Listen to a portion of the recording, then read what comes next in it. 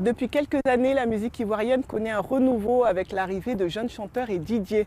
Mais jusqu'à récemment, il était difficile pour certains de ces artistes de vivre de leur travail. Avec le développement du digital, les choses sont en train de changer, notamment grâce aux applications de streaming musical. En Côte d'Ivoire, la digitalisation de la musique a ses avantages aussi bien pour les consommateurs que pour les acteurs de cette industrie. Sekacha est un slammer, 2 fois vice-champion national, dont la musique est disponible sur des plateformes de streaming, ce qui a largement aidé sa carrière. C'est une première en Côte d'Ivoire de voir un album de slam atteindre au moins 100 000 écoutes. Voilà, et je suis fier de pouvoir comptabiliser cela. Les streams, c'est au moins 1000 écoutes pour 1 euro au moins. C'est vraiment pas énorme.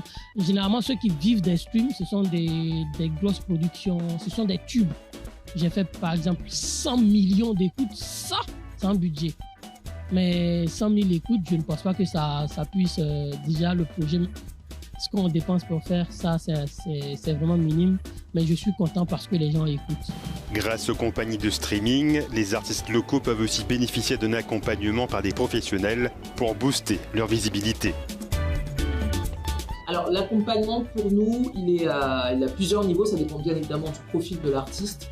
Ça va tout d'abord d'une mise en avant du projet, que ce soit un album, un EP ou une mixtape ou un single.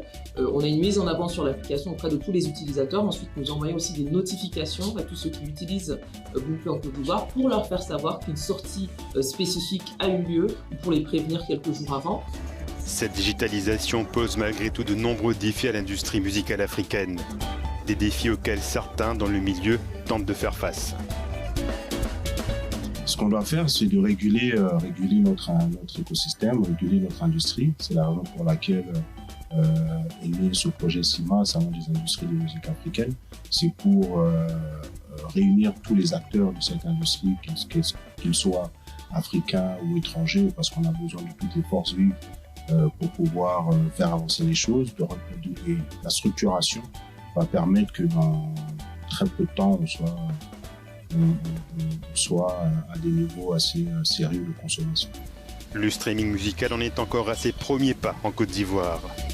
Mais ces plateformes d'écoute ont réussi à convaincre les artistes de se tourner vers le numérique.